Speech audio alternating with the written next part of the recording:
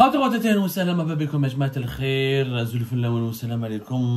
que vous allez bien, j'espère que vous vous portez bien. Tout à l'heure, nous avions diffusé pour ce 29 avril 2024 une émission concernant les dessous du projet, du méga projet de production du lait en poudre en Algérie en partenariat avec un grand groupe qatari, Beledna.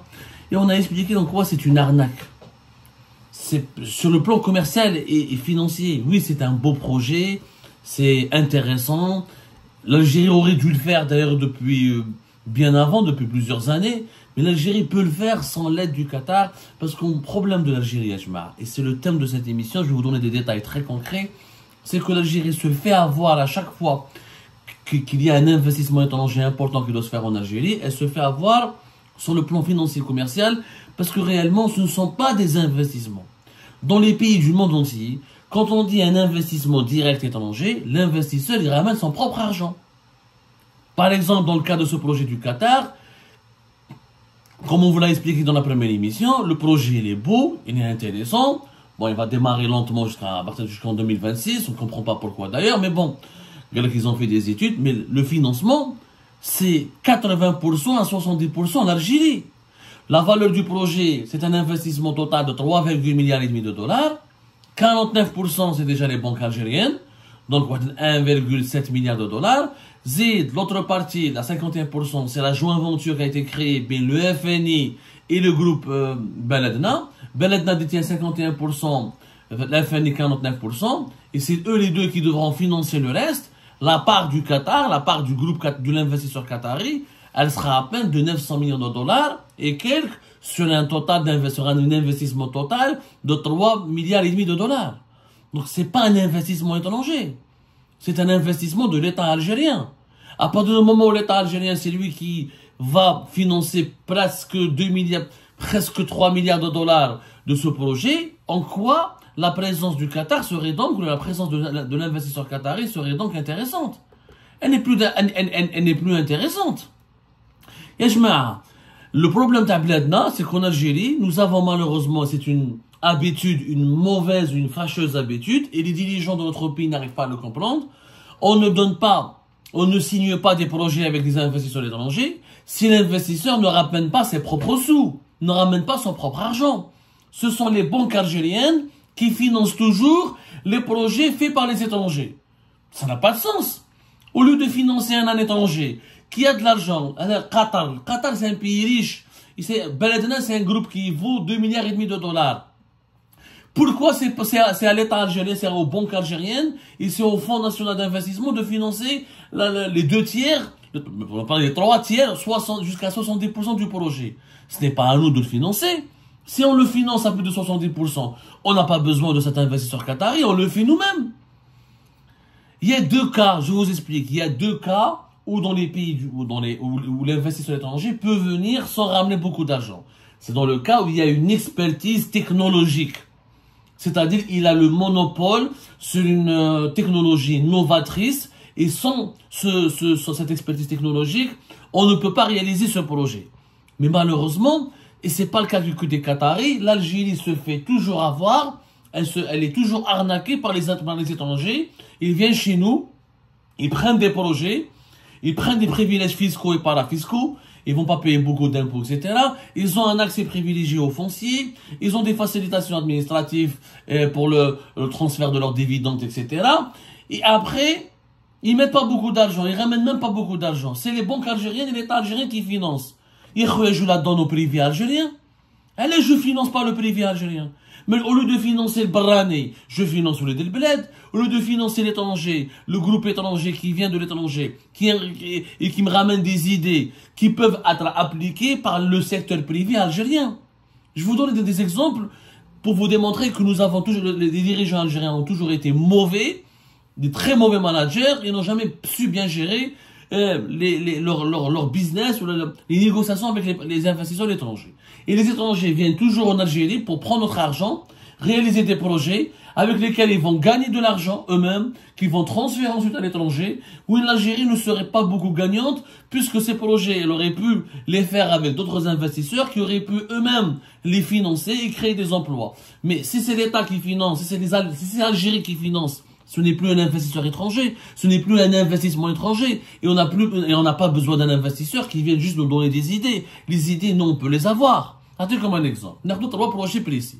On commence par le premier projet. Premier projet d'une usine d'assemblage de véhicules. Le fameux projet Renault, dont vous vous souvenez tous, qui a été inauguré le 10 novembre 2014.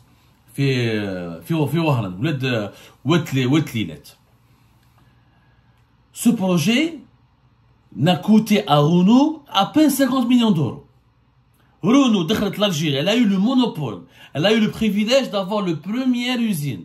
Renault a exigé que dans 2-3 ans, aucun concurrent ne sera autorisé à ouvrir son usine, ce qui a été le cas, puisque les autres usines, comme Hyundai, elle a ouvert qu'à partir de novembre 2016, il en a été opérationnel qu'à partir de 2017. Réellement. Tous les autres projets, Hyundai, Sova, Volkswagen, Sova, Kia, le groupe Arbaoui, n'ont pu être opérationnels que 3 ans plus tard. Renault, de 2014 à 2016, voire 2017, il avait le monopole et le privilège d'être le seul producteur de véhicules en Algérie. Mais qu'est-ce qu'il a apporté comme financement? Est-ce que Renault, c'est lui qui a tout financé? Pas du tout. Ça lui a coûté à peine 50 millions de dollars. Pourquoi? Parce que Renault mettrait 100%. Renault était actionnaire et minoritaire. Il détenait que 40% de la société Renault à Algérie Production, qui devait produire les voitures en Algérie. Les 51% étaient détenus par 2 actionnaires algériens. Les Homa, 34% pour la CNVI, l'action NACOM, et 17% pour le Fonds national d'investissement, qui est le fonds étatique, le fonds d'investissement de l'État. C'est l'équivalent d'une banque de l'État qui est spécialisée que dans le financement des projets économiques. Ce sont le SNV et FNI qui ont financé une partie du projet, et le reste, le FNI a recouru à financer avec son argent, et ce sont les banques algériennes qui ont financé la majeure partie des dépenses de ce projet à l'usine Renault à Oran. Donc Renault Diab la taille, il a dépensé que 50 millions, il prend le marché algérien, qui est un marché le plus important en Afrique pour la commercialisation et la vente des voitures, où il n'a pas dépensé beaucoup d'argent, où il a un marché, des privilèges fiscaux et parafiscaux, de l'argent fait prêt financé par des actionnaires algériens et des banques algériennes, et tout un marché pour lui. C'est pas, dans aucun pays au monde, aucun pays n'a offert un monopole sur tout un marché, des financements, des facilitations fiscales et des privilèges fiscaux et parafiscaux, et des facilitations pour investir, et un cadeau. L'Algérie a donné un cadeau pour Renault. Ce n'était pas justifié. Pourquoi? Renault ne voulait pas investir. ما نهضرش مع رونو نروح نجيب تويوتا نروح نجيب ما على باليش انا نيسان نروح نشوف d'autres constructeurs mondiaux avec lesquels je vais leur dire je vous donne un privilège, vous avez le marché, le deuxième marché le plus important de commercialisation des... À l'époque c'était le deuxième marché le plus important, aujourd'hui l'Algérie est complètement fermée, c'est parmi les plus mauvais marchés en Afrique, ça fait 4 ans ou 5 ans qu'aucun véhicule neuf pratiquement n'est vendu, à quelques exceptions près. Le marché a besoin de plus de 1 million de véhicules. Nous, on commercialise à peine 100 000 et quelques véhicules neufs. Et encore, je suis même pas sûr que les 100 000 véhicules neufs ont été vraiment importés. Mais auparavant, le marché algérien était parmi les deuxièmes marchés plus importants sur le continent africain après l'Afrique du Sud. On aurait pu convaincre n'importe quel groupe mondial, que ce soit asiatique ou là occidental, soit Ford ou là, de venir investir leur propre argent. Mais qu'est-ce qu'un investisseur dans un autre pays, il n'y a que l'Algérie qui accepte qu'un investisseur étranger vienne avec, la taille, il vient avec, pour ses beaux yeux, il vient uniquement avec ses beaux yeux, il prend l'argent du pays, il prend les privilèges, il prend les avantages fiscaux et parafiscaux, ou il dit un marché pour lui. Ça n'existe pas. Auparavant, avant Renault, on a eu le même problème avec les Émiratis. Les Émiratis qui sont diabolisés, insultés et qui sont menacés et qu'on accuse de comploter contre la sécurité nationale. On a oublié que depuis 2012, ils ont un investissement important avec l'armée algérienne.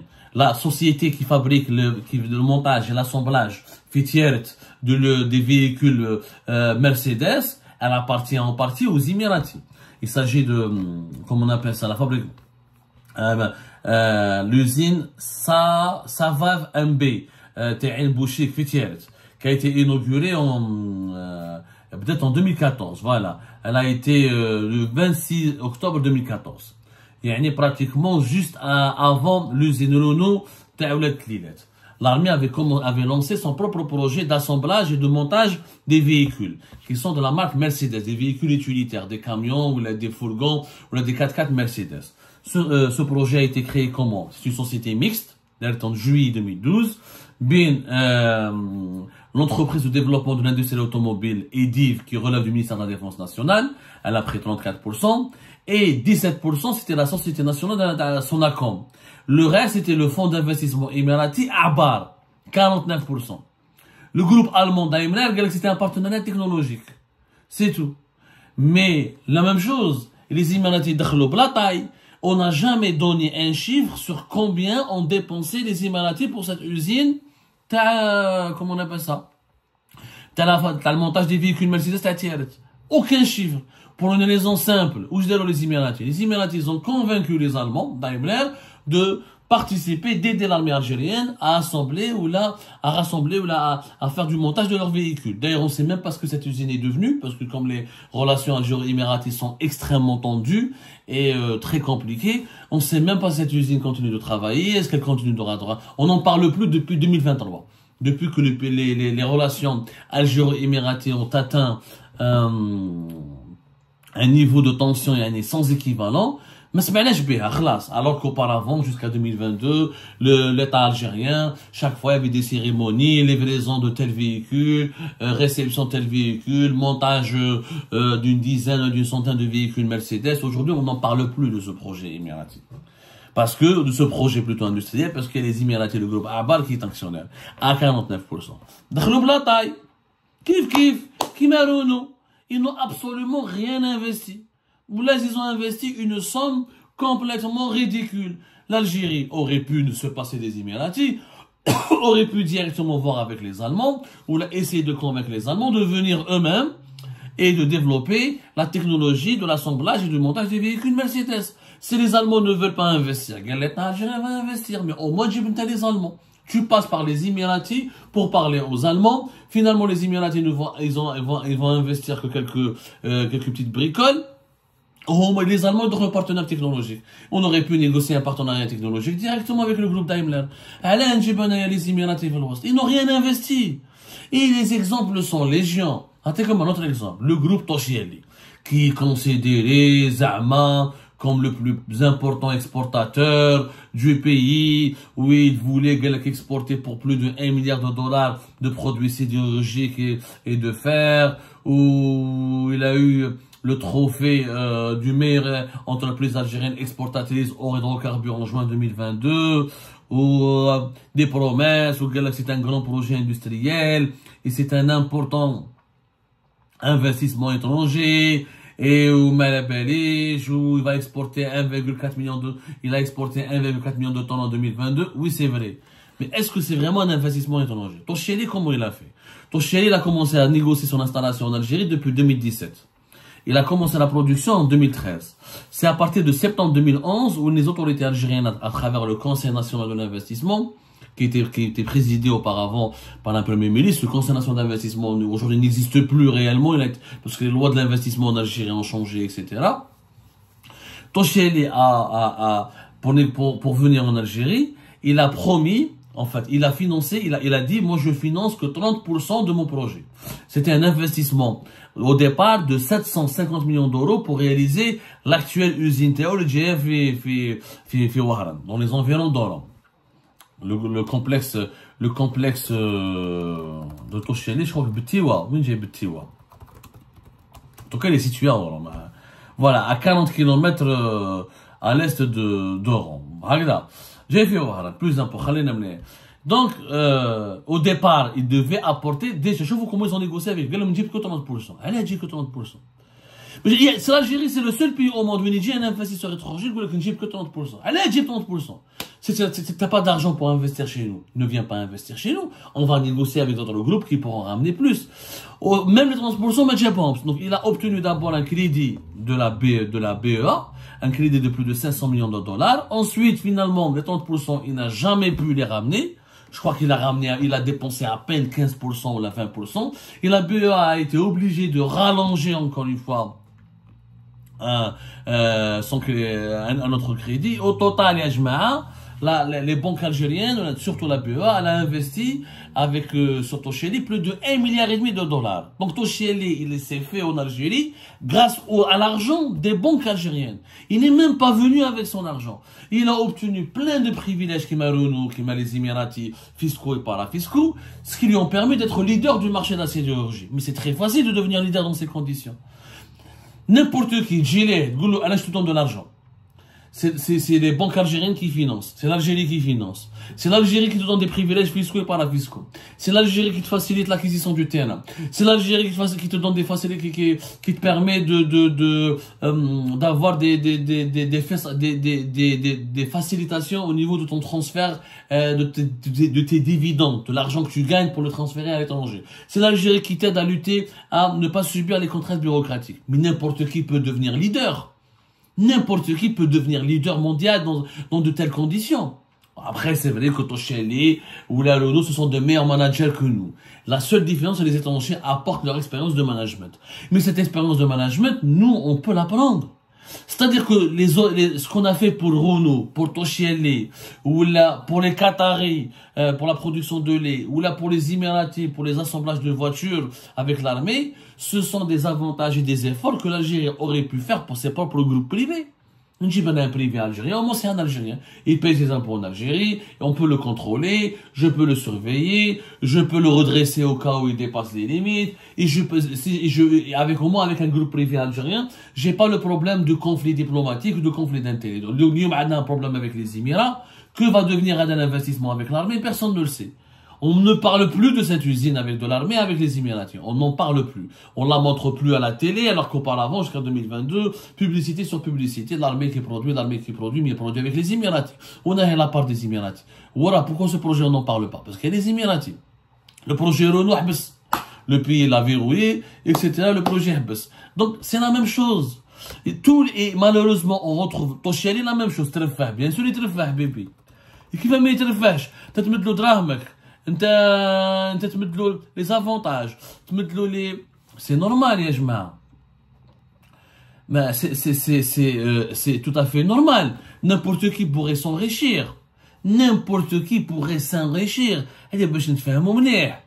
كيف l'usine, le projet récemment اللي حبوا يديروه مع avec اللي داروه مع فيات تاع l'usine Fiat. C'est la même chose, c'est le même modèle. C'est le même modèle. C'est Fiat, elle détient apparemment entre 49 à 51%. Le reste, c'est des Algériens, Condor, Palpapro, PMO, des actionnaires algériens, etc. La même chose. Et on retrouve toujours derrière ce montage le FNI, le Fonds National d'Investissement.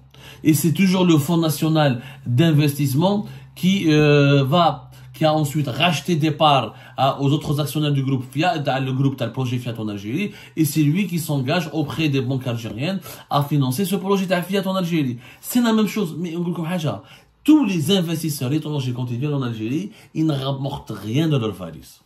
La majorité des cas, je dis bien la majorité des cas, dans la majorité, à l'exception dans les hydrocarbures. Et encore, dans les hydrocarbures, ça commence à changer. Parce qu'auparavant, les hydrocarbures, c'était pas la même chose. Il m'a son attracteur le partenariat 51-49. Sinon, l'État algérien, à travers les autorités, à travers l'ALNAFT ou les autres organismes de régulation de régulation et de surveillance et de gestion des puits de pétrole et de gaz et des ressources naturelles du pays, on donne un permis d'exploitation à des compagnies étrangères. Et ces compagnies étrangères sont contraintes elles-mêmes de ramener leur propre argent pour investir, pour ensuite développer un projet de production de pétrole et de gaz. Ça marche dans le pétrole et le gaz. Ça marche beaucoup moins parce que le pays accueille de moins en moins d'investissements et les étrangers sont de moins en moins intéressés par le marché algérien. Et vu qu'il est compliqué, vu les crises politiques et vu qu'aujourd'hui les réserves de pétrole et de gaz en Algérie s'épuisent et que les réserves qui restent demandent des investissements très importants.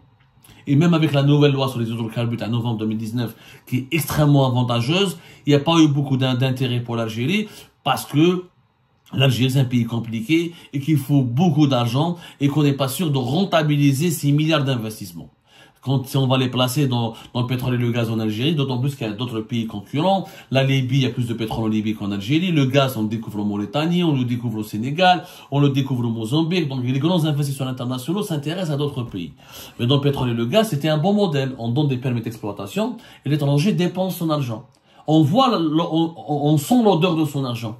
Et on voit la couleur de l'argent de ces étrangers qui viennent, qui créent des emplois et qui développent des infrastructures de production. Mais dans les autres secteurs, Madame Karim. Ils jouent les étrangers, la taille, encore une fois. Ils ramènent juste dans leur bagage une soi-disant expertise.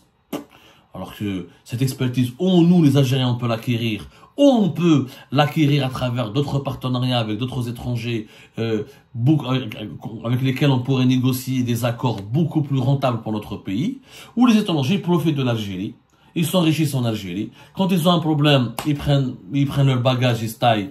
L'Algérie ne peut rien contre eux parce que ce sont des étrangers, leurs États les protègent ou là. Quant au privé national, quant aux investisseurs nationaux, quant à l'investisseur local, il est écrasé, il est méprisé, on le surveille, on le réprime, on le redresse, on le menace, on l'empêche de se développer. Et c'est toujours l'étranger qui est le mieux choyé, le plus choyé, le plus courtisé, le mieux traité. Comme il dit un proverbe algérien, خبزة الدار ياكلها دائما البراني في الجزائر.